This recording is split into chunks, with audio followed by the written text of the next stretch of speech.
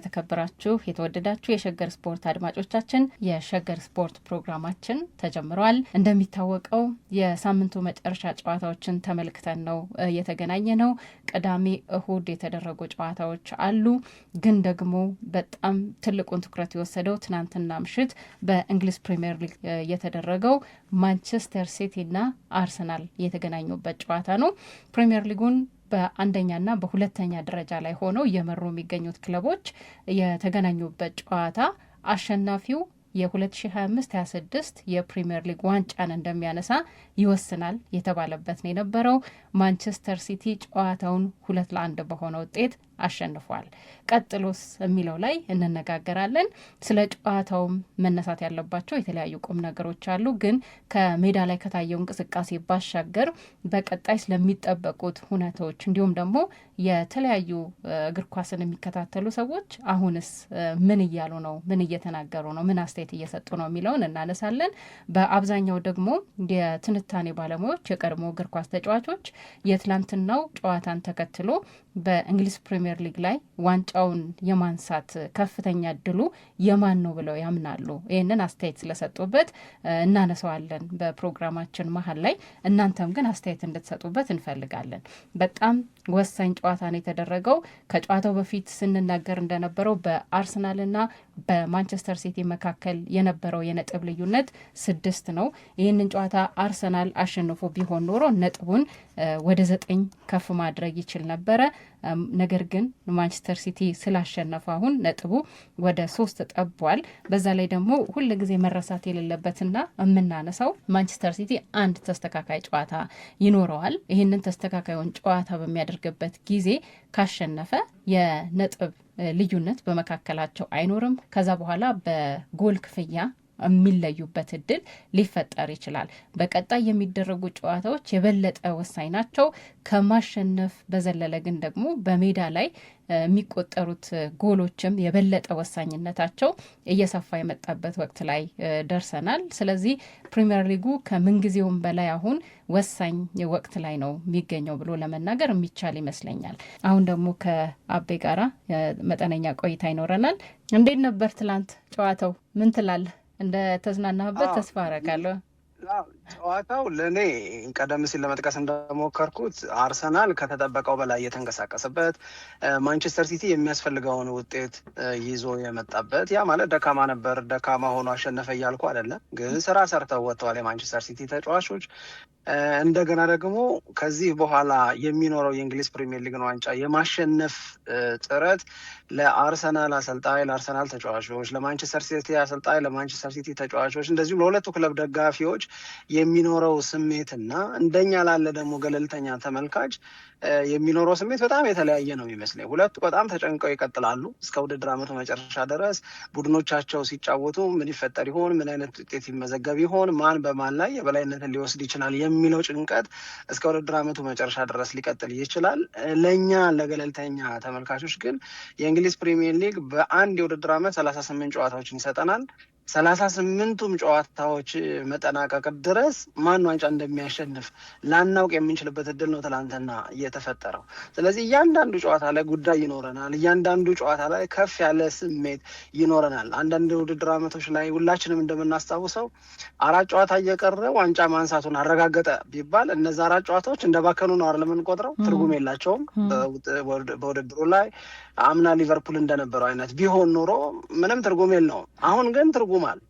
እያንዳንዱ ጨዋታ ማንቸስተር ሲቲ ከበርንሌ ጋር ሲጫወት ረቡዕ፣ አርሰናል ከኒውካስል ዩናይትድ ጋር ሲጫወት በሳምንቱ መጨረሻ አንዱ የበለጠ ይበላሽበት የሆነ ሁለቱም ደግሞ ቀሪ ጨዋታዎቻቸውን እያሸነፉ የሚቀጥሉ ከሆነ ማን በግብ ክፍያ በልጦ የፕሪሚየር ሊጉን ዋንጫ ሊያሸንፍ ይችላል? በጣም ብዙ ጥያቄ፣ በጣም ብዙ ጉጉት ነው የሚፈጥረው የሚል ነው የኔ ስሜት እና በጣም አሪፍ ምሽት ነበረ ትላንትና። ካየነው ፉክክር አንጻር አርሰናል ለምንድን ነው ጥሩ ስሜት ፈጠረብህ የምትይኝ ቢሆን ለምሳሌ በእንደነዚህ ያሉ ጨዋታዎች ላይ አርሰናል ይሄ ፕራግማቲክ ሆኖ የመቅረብ ነገር ነበረው አይደለም የሚወቀስበት። ራሱን እንደ ትልቅ ቡድን ከትልልቅ ቡድኖች ጋር ሲጫወት ራሱን እንደ ትልቅ ቡድን አይቶ ለምንድን ነው የማይቀርበው? መከላከልን ለምን ይመርጣል? ከማሸነፍ ፍላጎቱ ይልቅ ሳይሸነፍ ለመውጣት የሚያደርገው ጥረት ለምን ያይላል እያልን ስንወቅስ ነበረ አርሰናልን እና አርቴታ። በትላንትናው ጨዋታ ላይ ግን የአርሰናል ተጫዋቾች ጨዋታውን አሸንፎ ለመውጣት የነበራቸው ፍላጎት፣ ከጨዋታው ጠቃሚ ውጤት ለማግኘት የነበራቸው ጥረት፣ ያደርጉ የነበረው ሙከራ፣ የግብ ቋሚ የግብ አግዳሚ የመለሳቸው ነገሮች በሙሉ በማንቸስተር ሲቲ ላይ ፕሬሲንጉ የነበረው ኳሊቲ እና ያም ደግሞ ይፈጥር የነበረው ጫና በቃ አርሰናል እንደዚህ ለምን አልተጫወተም ከበርንመዝ ጋር ያውም በሜዳው ሲጫወት ምናምን የምትይበት ነው። ነገር ግን በእኔ እምነት በውድድር ዓመት መጨረሻ እንዲህ ባለ ትንቅንቅ ወቅት ከአርሰናል ጥሩ ተጫውቶ መሸነፍ ይልቅ የማንቸስተር ሲቲን ድል የሚመጣበትን መንገድ በትክክል ማወቅን እመርጣለሁ። እሱ ነው የበለጠ የተሻለ የሚሆነው። ከዚህ በፊትም ብለነው እናውቃለን፣ ለማን እንዳልነው ባላስታውስም የውድድር ዓመቱ መጨረሻ አካባቢ ላለመውረድ የሚታገሉ ክለቦች፣ ወደ ቻምፒዮንስ ሊግ ለመግባት በሚተናነቁ ክለቦች፣ እንደዚሁም ዋንጫ ለማሸነፍ በሚሞክሩ ክለቦች የውድድር ዓመቱ መጨረሻ ሰሞን ከፐርፎርማንሱ ይልቅ ውጤቱ የበለጠ ማተር ያደርጋል ብለን ተናግረን ነበር። የውድድር ዓመቱ አጋማሽ ላይ አይደለም ያለ ነው፣ መጨረሻ ላይ ነን ያለ ነው። ስለዚህ ውጤቱ የሚመጣበትን መንገድ፣ ማይንድ ሴት፣ የሜዳ ላይ ጉብዝና ወይም የሜዳ ላይ የልክነት መጠን፣ እነዚህ ሁሉ ነገሮች ከፍ ያለ መለኪያ አድርጌ ነው መወስዳቸው ነው ሳምንት። ስለዚህ አርሰናል በጣም በጣም በጣም ወሳኝ በሆነ ወቅት ላይ በተለይ እንግዲህ ዝም ብለሽ ስታስቢው የፕሪሚየር ሊጉን ዋንጫ ከ22 ዓመት በኋላ እንዲያሸንፍ የሚጠበቅ ቡድን ባለፉት 6 ጨዋታዎች 4ቱ ውጤቶቹ የሽንፈት ናቸው እያልሽ ዋንጫ ስለማሸነፍ የሚሰማሽ ስሜት የብርታት ሊሆን አይችልም። አርቴታ ያለውን ሰምቻለሁ፣ አይቻለሁ። እና ኦዴጋርድ ያሉትን አይቻለሁ፣ ሰምቻለሁ። ያሉት ውስጥ ስህተት የለውም። ሜዳ ላይ የምናየው ነገር ያሉትን የሚደግፍ ነው ወይ ብባል ግን አይ ዶንት ቲንክ ሶ ነው የምለው። በዛ ላይ ደግሞ የቀጣይ ጨዋታዎች ላይ በእንዲህ አይነት አቀራረብ መምጣቱን አርሰናል እና በእንዲህ አይነት ጨዋታ የማሸነፍ ሂደት ውስጥ ማለፉን እርግጠኛ ለመሆን በጣም የሚያስቸግር ይመስለኛል። እኔም ካለፉት ጨዋታዎች ሁኔታ አንጻር ስናየው ማለት ነው። እና የትናንትና የሜዳ ላይ ፐርፎርማንሱ በጣም ጥሩ ነው። ብዙ የተሻሻሉ ነገሮች ነበሩት። በድፍረት ለመጫወት ሞክረዋል። ግን ከትላንትናው የሜዳ ላይ ጥሩ እንቅስቃሴ ይልቅ የበለጠ እንድናስብ ያደረገን ከዚህ በፊት የነበሩት ጨዋታዎች ላይ ለምን በዚህ መልክ መጫወት አልተቻለም የሚል አንድ ጥያቄ ፈጥሮብናል። ሁለተኛ ደግሞ በነዛ ጨዋታዎች ነጥብ ያለባቸው በተሸነፈባቸው ጨዋታዎች ላይ በእንዲህ ያለ ሞራል ተጫውቶ ማሸነፍ ይቻል ነበረ። በትላንትናው ጨዋታ ላይ ግን ትንሽ አፈግፍጎም ቢሆን የጨዋታውን ወሳኝነት ተረድቶም ቢሆን ከዚህ በፊት ያደረጋቸውን አጨዋወቶች ደግሞ ቢያንስ የነጥብ ተጋሪነትን ይዞ ቢወጣ እንኳን እንመርጥ ነበር እና ይሄ በማያስፈልገው ቦታ ላይ የበለጠ ጥንቃቄ፣ በሚያስፈልገው ቦታ ላይ ደግሞ መዘናጋት ታይቷል። እንዲህ አይነት መፋለሶች አሉ የሚለውን አስተያየት እንዴት ነው የምትገልጸው አንተ? ትስማማበታል? እኔ ብዙም አልስማማበትም። እኔ አርሰናል ተሳስቶ ጎል አልገባበትም ትላንትና። አርሰናል ደክሞ ወይም ደግሞ እንዴት እንደዚህ ያደርጋሉ የሚያስብል አይነት ጎል አልተቆጠረባቸውም። ዜዲድ ቬርቤስ ግን አንዳንዴ በአንቺ ጥሩነት ብቻ የማይወሰኑ በአንቺ ጥሩነት ብቻ የማይለኩ ነገሮች አሉ። የተጋጣሚሽ ጎል የማስቆጠር ጉብዝና እና አቅም ከአንቺ ለመከላከል ካደረግሽው ያሟላ ጥረት በላይ ከሆነ አክሰፕት ነው የምታደርጊ። በእግር ኳስ ውስጥ በጣም ጠንካራ የሚባል የመከላከል አቅም ያላቸው ቡድኖች ጎል አይገባባቸውም አይደለም እኮ ቋንቋው፣ የሚገባባቸው ጎል ውስን ነው። ስለዚህ ውስን ጎል ከተቆጠረባቸው ጨዋታዎች መካከል እንደ አንዱ አድርጌ ወስደዋለሁ እንጂ የአርሰናል የትናንትናው አፕሮች ለኔ በጣም በጣም በጣም የምደግፈው ነው። እንደውም በመጪዎቹ ጨዋታዎች ከኒውካስል ጨዋታ ጀምሮ ይሄንኑ አፕሮች እኔ የሚቆጨኝ የሚያስቆጭም ከሆነ መቆጨት ያለባቸው የአርሰናል ተጫዋቾችም አሰልጣኙም ሰዎችም ደጋፊዎች ማለት ነው መቆጨት ያለባቸው በበርንመዙ ጨዋታ ላይ ለምን እንዲህ ያለ ሜንታሊቲ፣ ለምን እንዲህ ያለ ኢነርጄቲክ የመሆን ነገር፣ አግሬሲቭ የመሆን ነገር፣ ውጤቱን አብዝቶ የመፈለግና ውጤቱ እንዲመጣ የትኛውንም ዋጋ ለመክፈል ትላንት ያደርጉት የነበረውን አይነት ተጋድሎ ለምን አላደረጉም የሚል ወደኋላ ሄዶ የመጠየቅ ጥያቄ ነው እንጂ ያለው የትላንትናው አርሰናል በእኔ እምነት በጣም ልክ ነው። ወደ ስሌት ከሄድን እንደ ለምሳሌ ኤሚሬትስ ላይ ሁለቱ ቡድኖች 1-1 ሲለያዩ የተጫወተውን ጨዋታ ለምን አልተጫወተም ነው ጥያቄው የመሰለኝ። ወይም ሀሳብ የሚሰጡ ሰዎች የአፕሮች አይሻልም ነበር ወይ ነው። ለእኔ አይሻልም። ያንንም አድርጎ ሊሸነፍ ይችላል። ሌሎች ባለፈውም እኮ እንደዛ ሆኖ ሃላንድ ጎል አግብቶባቸዋል። አፕሮቻቸው ላለመሸነፍ ነው። ያኔ ለምንድን ነው የምንወቅሰው? አንደኛ ገና የውድድር ዓመቱ ብዙ ስህተቶች ሊሰሩ የሚችሉበት፣ በዛ ወቅት የምትሰሪውን ስህተት የምታረሚበት በጣም ብዙ እድል ያለበት ምናምን ነው። እንደዛም ሆኖ ግን ሲቲ ጎል አስቆጥሯል። እንደዛም ሆኖ ጎል ከተቆጠረበት በኋላ አርሰናል በሲቲ ላይ ጫና አሳድሮ አቻ ከሆኑ በኋላ ማንቸስተር ሲቲ በ5 ተከላካይ ለመጫወት ተገዶ ጋርዲዮላ ከጨዋታው በኋላ ምን እንዳለ ዛሬም ድረስ እናስታውሳለን አይደል? አርሰናል አስጨንቋል ጎል ከገባበት በኋላ። ያኛው አይነት አፕሮች ስንት ጨዋታ እየቀረ 20 ምናምን ጨዋታ እየቀረ የምታደርጊው ነገርና መጣሁ እያሉሽ ከ5 ጨዋታ 3ቱን ተሸንፈሽ በሁለቱ ክለቦች መካከል ያለው የመደራረስ ትግል አርሰናል እያቃተው ነው፣ ማንቸስተር ሲቲ ደግሞ እየበረታ ነው ምናምን እየተባልሽ ሲቲ ምንም ነገር ሊያደርግ ይችላል። አሁን ሲቲ ዝም ብለሽ አስቢው እስኪ ሳምሪ፣ ሲቲ ካለፉት 4 ጨዋታዎች 4ቱንም አሸነፈ እኮ። ከ4ቱ ጨዋታዎች ያለፉት 4 ጨዋታዎች የማንቸስተር ሲቲ በሁሉም የውድድር አይነቶች ድል ብቻ ነው። ከ4ቱ ድሎች ውስጥ 2ቱ ደግሞ ይህንን አርሰናል ያሸነፈበት ነው። አንድ በካራባኦ ካፕ ትናንትና በፕሪሚየር ሊግ፣ ከዛ ውጭ ቼልሲን አሸንፏል በፕሪሚየር ሊግ፣ ሊቨርፑልን አሸንፏል በኤፍኤ ካፕ። የማንቸስተር ሲቲ ውጤት የማንቸስተር ሲቲ የአሁን ጉብዝና ያስፈራል። ማንቸስተር ሲቲ ገብቶታል። ለምሳሌ ከትላንትናው ጨዋታ በኋላ የነበረው አንዱ ጭቅጭቅ ወይም የውይይት ነጥብ ምንድን ነበረ መሰለሽ? አለቀ ወይ የዋንጫው ፉክክር? ማን ነው አሁን ፌቨራይት? ዋንጫውን ለማሸነፍ የተሻለ እድል ያለው ማን ነው? ጋርዲዮላ የሚመልሰው መልስ አለ፣ አርቴታ የሚመልሰው መልስ አለ፣ ገለልተኞች ደግሞ የሚመልሱት መልስ አለ። ግን አት ሴም ታይም ደግሞ አንድ የሚነሳው ነገር ምንድን ነው? ማንቸስተር ሲቲ እና አርሰናል መካከል ሲግኒፊካንት የሆነ በጣም ጉልህ የምንለው ልዩነት እንፈልግ ከተባለ ማንቸስተር ሲቲ በዚህ ወቅት ምን ማድረግ እንዳለበት በሚያውቅ አሰልጣኝ ይሰለጥናል። የማንቸስተር ሲቲ ተጫዋቾች እንዲህ ያለ ወቅት ይዞ የሚመጣውን ጫና ይረዳሉ። ከጫና ራሳቸውን እንዴት ማላቀቅ ወይም ጫናውን ተሻግረው እንዴት ውጤታማ መሆን እንዳለባቸው ኤክስፒሪየንስድ ናቸው። ዘንድሮ ማንቸስተር ሲቲ ዋንጫ ከበላኮ ከ6 ዓመታት 5ኛ ዋንጫ ማለት ነው።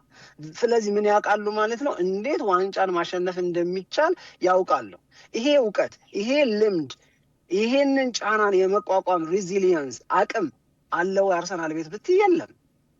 ይሄ ትልቅ ጉድለት ነው። ለዛ ነው በበርንመዙ ጨዋታ ላይ በትናንትናው ጨዋታ ላይ ለምሳሌ ፓትሪክ ቪዬራ ከትናንትናው ጨዋታ በኋላ አርሰናል ጥሩ ነበር የተጫወተው፣ ነገር ግን እኔ አሁንም ድረስ ብዙዎቻችሁ እዩት አታዩት አላውቅም፣ ነገር ግን ማይንድ ሴታቸው ላይ ግን ችግር አለ ብሎ ይናገራል። በበርንመዝ ጨዋታ በዛ ይወቀሳሉ።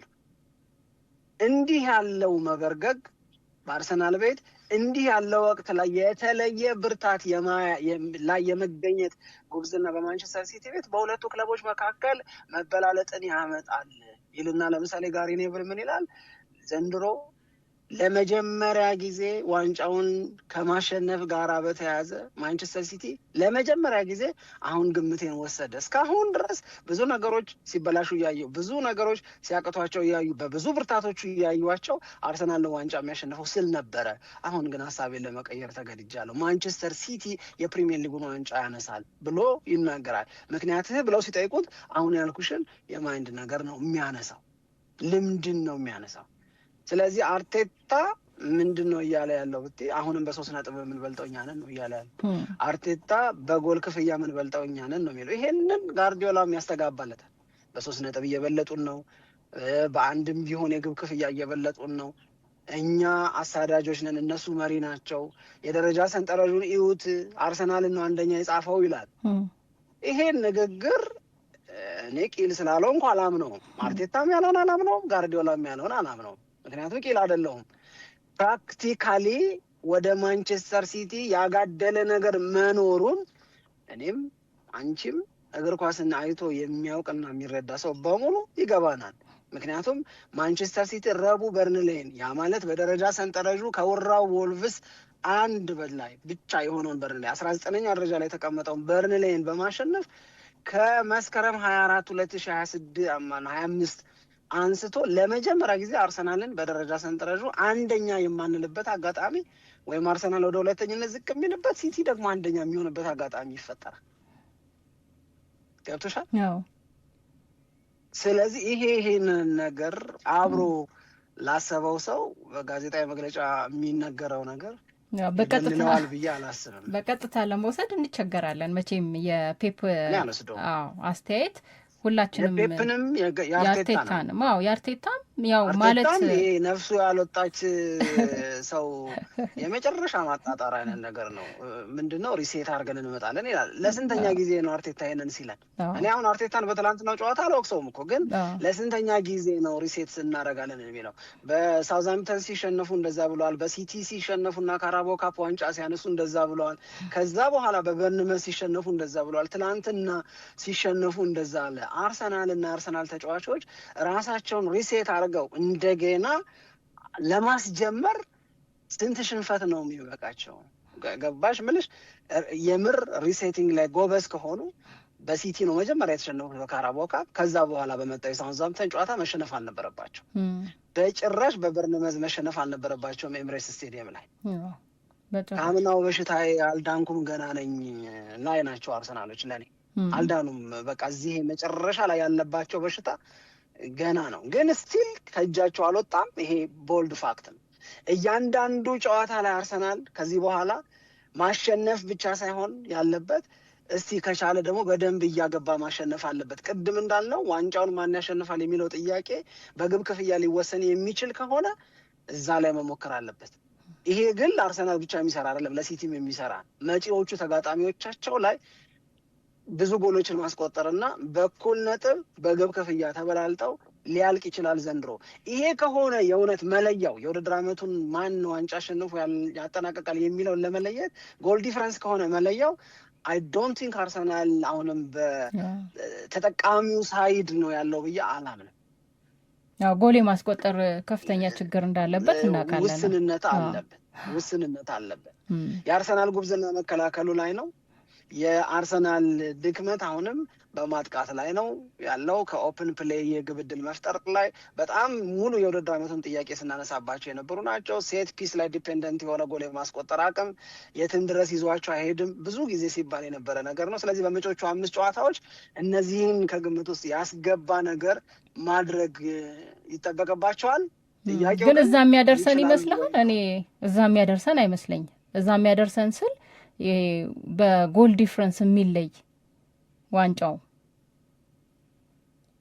ምን የሚሆን ነው የሚመስልሽ አንቺ? እኔ በሁለቱም በኩል በጨዋታዎቻቸውን የሆነው ቡድን ነጥብ የሚጥል ይመስለኛል። አርሰናልም 5ቱን አንድ ቡድን ብቻ ከሁለቱ አንዱ በቃ የሆነ ጊዜ ላይ ብቻ አርሰናልም ሊሆን ይችላል፣ ማንቸስተር ሲቲም ሊሆን ይችላል። ግን ሌላ እንደገና ትዊስት የሚያደርግ ነገር የሚፈጠር ይመስለኛል። እኔ ደግሞ የሚመስለኝ ልንገርሽ፣ በመጪዎቹ 5 ጨዋታዎች አርሰናል በድጋሚ ይሳሳታል። በመጪዎቹ 6 ጨዋታዎች ማንቸስተር ሲቲም ግን ይሳሳታል። ከጉብዝናቸው ይልቅ በስህተታቸው ሊበላለጡ ይችላሉ ብዬ አምናለሁ። ስለዚህ አሁን አርሰናል መጪዎቹን 5 ጨዋታዎች ፐርፌክት ለ15 ነጥብ ይሰበስብበታል ብዬ መተማመን አልችልም። ከባድ ነው። በተመሳሳይ ማንቸስተር ሲቲም ያሉትን ጌሞች ካየው 6ቱንም ጨዋታዎች አሸንፎ 18 ነጥብ ይይዛል ብዬ ለማለት ይከብደኛል። ነገር ግን የሆነ አንድ መለኮታዊ ኃይል ተሳስተሃል፣ ከሁለቱ አንዳቸው ያላቸውን ጨዋታ በሙሉ ያሸንፋሉ። አንተ ማለት ያለብህ ማን ሊያሸንፍ ይችላል የሚለውን የአንዳቸው 100% ቀሪ ጨዋታዎቻቸውን የማሸነፍ ነገር ተነግሮኝ ከሁለቱ አንዳቸው ማን ይህንን ሊያደርግ ይችላል ቢባል ግን ሲቲ ነው የምመርጠው። እሺ፣ ስለ ቀሪ ጨዋታዎች ትንሽ ነገር እንጨምራለን። በፕሪሚየር ሊጉ በቀጣይ አርሰናል 5 እንደዚሁም ደግሞ ማንቸስተር ሲቲ 6 ጨዋታዎች ይቀሩታል። እነዚህ ጨዋታዎችን በተመለከተ እንዲሁ የጨዋታ ዝርዝሩን ስንመለከተው ምናልባት አርሰናል የተሻለ ጨዋታ አለው ብሎ ለመናገር የሚያስችል ይመስለኛል። ግን እንዲሁ ዝም ብሎ ዝርዝሩን በመመልከት ብቻ ነው እንጂ የትኞቹ ክለቦች ነጥብ እያስጣሉ እንደሆነ ስለምናውቅ ደግሞ በእርግጠኝነት እገሌን ያሸንፋል ብሎ መናገር አይቻልም። በማንቸስተር ሲቲ በኩል ግን ከበድ ያለ ጨዋታ ነው ቀሪዎቹ ያልኩበት አንደኛው ምክንያት ከኤቨርተን ከብሬንትፎርድ እና ከአስቶን ቪላ ጋራ ቀጣይ መርሃ ግብሮች ስላሉት ነው። ኤቨርተን እና ብሬንትፎርድ ወደ አውሮፓ እግር ኳስ ለመመለስ ትልቅ ጥረት እያደረጉ የሚገኙ ክለቦች ናቸው። አስቶን ቪላም የሻምፒየንስ ሊግ ተሳታፊነቱን ማረጋገጥ ይፈልጋል። ከዚህ በመነሳት ነው ማንቸስተር ሲቲ ምናልባት እንዲሁ በዝርዝር ደረጃ ከበድ ያለ ጨዋታ ሊኖረው ይችላል ብዬ የተናገርኩት። ለማንኛውም ግን በሁለቱም በኩል ቀጣዮቹን ጨዋታዎች በሙሉ ማሸነፍ ከባድ እንደሚሆን የተስማማን ይመስለኛል። ቀደም ብሎ ስናነሳቤ እኔ እንደዛ ነው የሚሰማኝ።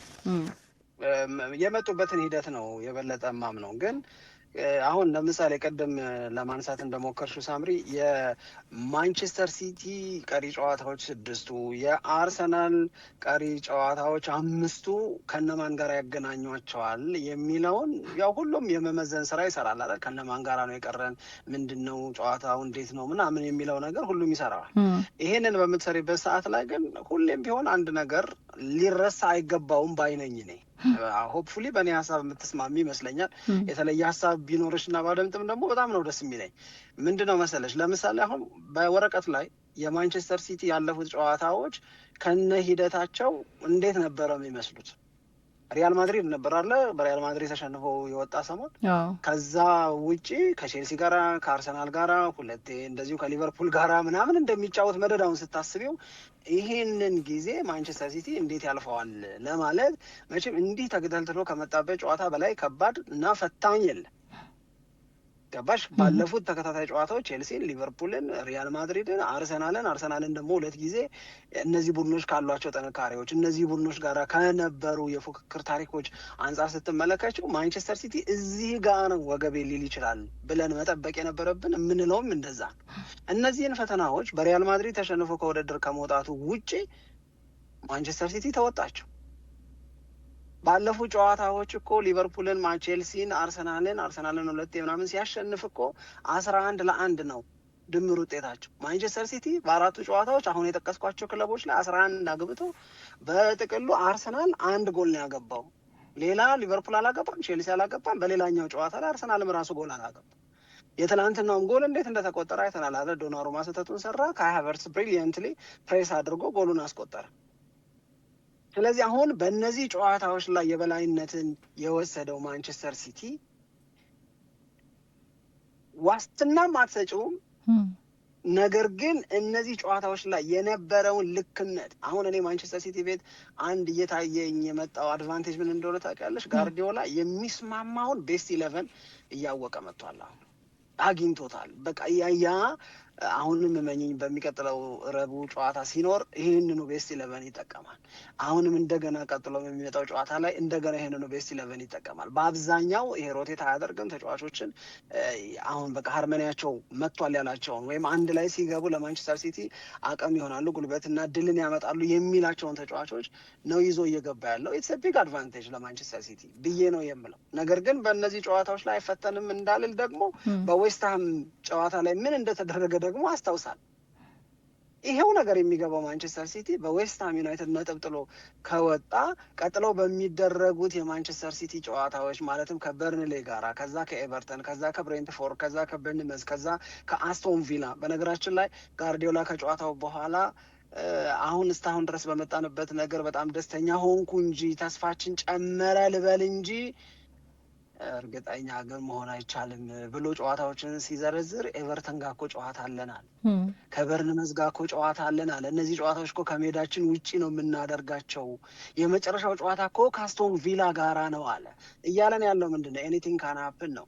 የቅድሙን አስተያየት አለመነው እንጂ ይሄኛውን ኤኒቲንግ ካን ሀፕን ምንም ነገር ሊፈጠር ይችላል ብሎ ያለውን ነገር ሳላምነው አልቀርም። በደንብ አድርጌ ነው ማምነው። እንዲህ ያለው መዘርዝር ደግሞ ወደ አርሰናል ሄደሽ ስትመለከቺ አርሰናል እንግዲህ ከኒውካስል ዩናይትድ ጋራ ነው የሚጫወተው። ቀጣዩ ጨዋታ ኒውካስል ኦን ኤንድ ኦፍ ነው። ግን ትልልቆቹን ቡድኖች ሲገጥም የሆነ የተለየ ባህሪ ይዞ የሚመጣው ነገር አለ። ፈታኝ ይሆናል፣ አስቸጋሪ ይሆናል፣ ሞር ጉልበተኛ ነው። ትናንት የወደድነውን አይነት የአርሰናል አፕሮች ኒውካስል ላይ ተግባራዊ ላርገው ብት ያዋጣል ይሰራል ወይ? ምክንያቱም ኒውካስል ኢንትረስትድ ነው የሚሆነው። ከኋላ መስርቼ ካልተጫወት ሞቼ ይገኛለሁ ይላል እንደ ማንቸስተር ሲቲ አይዳውት እንደዛ ይላል ብዬ አላለም። ስለዚህ ሌላ ለኒውካስል የማይስማማ አርሰናልን ግን የሚጠቅም አፕሮች በአርሰናል እና በአርቴታ በኩል ተይዞ መምጣት መቻል አለበት። ሌላው ግን አሁን ማንቸስተር ሲቲ ፉሊ ፎከስ የሚሆነው ኤፍኤ ካፕ እና ፕሪሚየር ሊግ ላይ ነው። ኤፍኤ ካፕ ደግሞ ዛሬ ላኪ ዩነፍ ሳውዛምፕተን ነው የሚገጥሙት። አርሰናል የሰራውን ስህተት ይሰራሉ ብዬ አልጠብቅም። የአርሰናል ግን ከኒውካስል ጨዋታ በኋላ አትሌቲኮ ማድሪድን መግጠም ይኖርበታል። የአውሮፓ ቻምፒዮንስ ሊግ ሰሚ ፋይናል ፈርስት ሌጎ አለ። ከዛ ፉልሃምን ነው የሚገጥመው። ከዛ ዌስትሃም አለ። ከዛ እንደገና የቻምፒዮንስ ሊጉ ሰከንድ ሌግ አለ፣ የመልስ ጨዋታ አለው። የዲየጎ ሲሞኒን አትሌቲኮ ማድሪድን ነው የሚገጥመው። ስለዚህ ይኸውልሽ ካራባኦ ካፕ ተበላሽቷል። ኤፍኤ ካፕ የሉበትም። አሁን መቀጠል አልቻሉም በሳውዛምፕተን ተሸንፈው። ከዛ ፕሪሚየር ሊጉ ላይ ቻንሳቸው ከተከታያቸው ማንቸስተር ሲቲ ፕራክቲካሊ ለእኔ አንሷል። አሁን ለእኔ ነው ይሄንን የምናገረው። በአውሮፓ ቻምፒዮንስ ሊግ እድሉ የሌሎቹን ክለቦች ያህል እኩል ነው። ኦፍኮርስ በጉብዝና በጥንካሬ ቡድኖቻቸው ላይ በምናየው ነገር አንዱን ሞር የተሻለ እድል ልንሰጠው እንችላለን። ለምሳሌ ብዙ ሰዎች ባየር ሚኒክ እና ፒኤስጂ አይደለም የሚጫወቱት ሴሚፋይናል ላይ ባየር ሚኒክ ያልፋል ይላሉ። እኔ ፒኤስጂ ነው የሚያስፈራኝ ከባየር ሚኒክ ይልቅ። ኧረ ለማል አይ ፒኤስጂም በጣም በጣም ጥሩ ነው፣ እየተጫወተ ነው፣ ጥሩ ብቃት ላይ ነው። ግን ለምን መሰለሽ ባየር ሚኒክም ይገባበታል። ፒኤስጂ ጨዋታዎችን እንደፈለገ ነው የሚያደርገው። ማግባት ሲፈልግ የሚያገባ፣ እንዳይገባበት ሲፈልግ እንዳይገባ የሚያደርግ። በእኔ እምነት ልክ እንዳምነው የኖክአውት ወይም የጥሎ ማለፉ ጨዋታ ከተጀመረበት ጊዜ ጀምሮ በየጨዋታው ላይ እያስገረመኝ፣ በየጨዋታው ላይ እያስፈራኝም የሚገርም ጥንካሬም ይዞ ያየሁት ፒኤስጂን ነው እኔ። ስለዚህ ራሱ አርሰናል አትሌቲኮ ማድሪድን ማለፍ አለበት። የፒኤስጂን እና የባየር ሚዩኒክን አሸናፊ ደግሞ ወደ ዋንጫ የሚያልፍ ከሆነ እነሱን መቅጠም መቻል አለበት። ይሄ ሁሉ 4 ዋንጫ አሸንፋለሁ ያለ ቡድን 2 እንደተበተኑበት፣ አንዱም እድሉ እንደጠበበበት እያወቀ አርሰናል ላይ የማይንሴት ችግር አለ እያል ገብቶሻል አይደለ? ሊኖረው የሚችለውን ውጥረት። ስለዚህ በዚህ ውስጥ ሆኜ አርሰናል በኒውካስል፣ በፉልሃም፣ በዌስትሃም ዩናይትድ ነጥብ እንደማይጥል ማረጋገጫ መስጠት በጣም ያስቸግራል። ከዚህ በፊት ለማንቸስተር ሲቲ ነበር ተመሳሳይ አስተያየት የምንሰጠው። እንደማስታወሰው ከሆነ የዘንድሮ ማንቸስተር ሲቲ እንደ ቀደመው የሚያስፈራ አይደለም እና ብዙ የሚሳሳትባቸው እድሎች አሉ ብለን ተሳስቶም ደግሞ ብዙ ነገሮች ተበላሽተውበት እንደነበር እናውቃለን። አሁን ግን ያንን አይነት አስተያየት ለመስጠት የሚያስችል ሁኔታ ውስጥ አይመስለኝም። ማንቸስተር ሲቲ ላለመሳሳት በጣም ትልቁን ጥረት የሚያደርጉበት ነው። ብዙም ደግሞ እየተሳሳቱ አይደለም አሁን የሚደረጉት ጨዋታዎች ላይ እና አስተያየታችንን እንድንቀይር ያደረገን ጨዋታ ነው። ለማንኛውም የትላንትናው ጨዋታ ግን ምንድን ነው መሰለሽ ሳምሪ፣ አሁን የጋርዲዮላን ማንቸስተር ሲቲን ስንት ዓመት አየ ነው? ምርጡን የጋርዲዮላን ቡድን እያየው ነው የሚል ስሜት አለሽ? አሁን እኔ ትላንትናም ቢያሸንፍ 4ቱንም ቢያሸንፍ ያለፉትን 4 ጨዋታዎች 4ቱን ጨዋታዎች ሲያሸንፍ 11 አግብቶ 1 ብቻ የገባበትም ቢሆን ለእኔ የጋርዲዮላ ማንቸስተር ሲቲ ቤስቱ ቨርዥን የዘንድሮ የውድድር ዓመቱ ሲቲ ነው ብዬ ግን አልወስድም። አይ እንደዛ አይደለም፣ ግን እየተሰራ እንደሆነ ግን እየተሰራ ነው። በወሳኝ ወቅት ላይ ግን አብዝተው ልክ መሆን ጀምረዋል። እኔ ምን ያሳስብሃል ብትይኝ ምን አለበት? እስቲ ምን ያሳስብሃል በልህና እንዳልሰማ ልሁንና እኔ እንዳልሰማ ምን አልሽኝ ይላል። እስቲ አሁን በቀጣይ ምን ያሳስብሃል? የመጨረሻ ጥያቄ ላድርገው። ይሄንን ምን አልሽኝ ሳሪ? አንዴ ድጋፊ ይኸውልሽ ምንድን ነው መሰለሽ የእውነት የሚያሳስቡኝ 2 ነገሮች ናቸው ነገርሽ። አንድ በዚህ ሁኔታ የውድድር ዓመቱ መጨረሻ ላይ አርሰናል ዋንጫ የሚነጠቅ ዋንጫ አጥቶ የሚጨርስ ከሆነ ምን ያህል ፔንፉል ሊሆን እንደሚችል አስበዋለሁ። በጣም ገባሽ? በጣም ለመተማመን ከበቂ በላይ ምክንያት ነበረ። የውድድር ዓመቱ መጀመሪያ አካባቢ የውድድር ዓመቱ አጋማሽ እስከ ቅርብ ጊዜ ድረስ አርሰናል የዚህ የውድድር ዓመት ላይ በ2022/23 በ2023/24 የሰራውን አይነት ስህተት ለአሳዳጆቹ እድል የሚሰጥ አይነት ስህተት ይሰራል ብዬ እኔ በበኩል አላስብም ነበረ። አንድ ሳምንት በፊት እኮ የ9 ነጥብ ልዩነት ስለመፈጠሩ ፕራክቲካሊ ተፈጥሮ ስለሱ እኮ ነበር የምናወራው። አሁን ከሁለት ቀን በኋላ ማንቸስተር ሲቲ የደረጃ ሰንጠረዥ መሪነቱን ከአርሰናል ስለመንጠቁ እኮ ነው እያወራን ያለ ነው። በዚህ መንገድ የውድድር ዓመቱን የዋንጫ አሸናፊነት ክብር ማንቸስተር ሲቲ ከወሰደበት ፔንፉል ነው የሚሆነው ለደጋፊዎቹ፣ ፔንፉል ነው የሚሆነው። በጣም ይሄ በጣም ያሳስበኛል የሆነ ለመናገር። ሁለተኛው አርሰናልን እና የአርሰናል ተጫዋቾችን ለሚቀጥለው የውድድር ዓመት ዘንድሮ ዋንጫውን አጥተው የሚጨርሱ ከሆነ የማመን ጉልበት ከየት ነው የምናመጣው? ቢመሩ እንደገና የውድድር ዓመቱ እንደተጀመረ 2026/27 እንደተጀመረ ቢመሩ አጋማሽ ላይ ቢመሩ የ9 ነጥብ ልዩነት ቢፈጥሩ እውነት እናምናቸዋለን? መልሰን የማመን ጉልበት እናገኛለን? ኢትስ ሃርድ በጣም። አርቴታ ምንስ ቢል አይናችን ምንስ ቢያይ እባክህ ዞሮ ዞሮ እንደዚህ ናቸው የሚባል አርሰናልን ለማክበር የበዛ መቸገር ውስጥ እንገባለን ብዬ አስባለሁ። አይ በጣም ይሄ ዝም ብሎ ዋንጫ ማጣት አይደለም የሚሆነው፣ ብዙ ነገሮችን የሚያበላሽ ነው። አይደለም የአርሰናልን ደጋፊ እዚህ ሀገር ቤትም ያለ ውጭም ያለ ስሜት መጉዳቱና ለመተማመን መቸገሩ ብቻ ሳይሆን ራሱ የአርሰናል ተጫዋች እውነት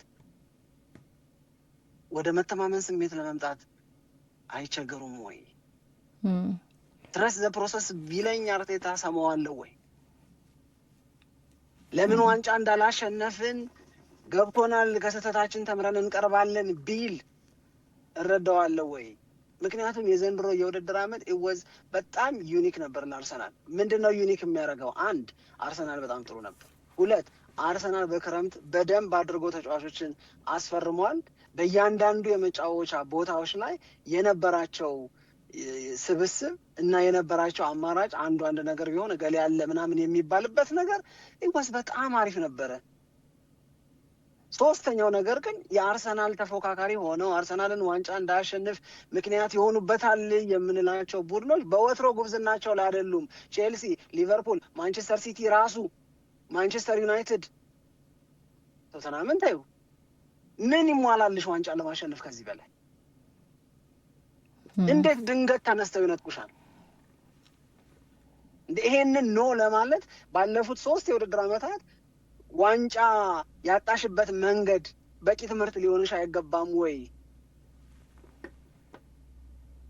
ይሄንን ሁሉ ስልሽ ግን ወዲያው አይምሮዬ ላይ ምን እንደሚመጣብኝ ታውቂያለሽ ሳምሪ? የበርንመዙ ጨዋታ በኤምሬትስ ስቴዲየም በበርንመዝ ጨዋታ እንደዛ ባለ መንገድ ለንቋሳ ሆነሽ ቀርበሽ ተሸንፈሽ እዚህ አንገትሽን ታንቀሽ ሲር የምትይበት ምክንያት መፈጠር ነበረበት ወይ?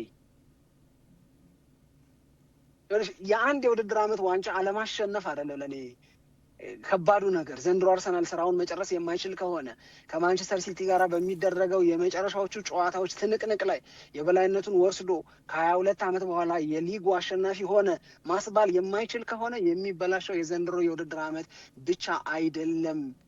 ሰዎች ይቸገራሉ አርሰናልን ለማክበርም አርሰናልን ለማመንም። ልክ ነው። አይ በጣም እንደውም ይሄ በሌላ ቀን በስፋት እንወያይበታለን ብዬ ያሰብኩት ነው። ይሄ የውድድር ዓመት አርሰናል ዋንጫ አንስቶ የማያጠናቀቀው ከሆነ የሚፈጠሩት ነገሮች አንተ እንዳልከው ብዙ የሚያስፈሩ ነገሮች ይኖራሉ። አሁን ያነሳቸው ነጥቦች እንዳሉ ሆኖ ሌሎች ተጨማሪ ነገሮችን ማከል ስለሚገባ በሌላ ቀን ፕሮግራማችን ላይ እናነሳዋለን። በጣም እናመሰግናለን።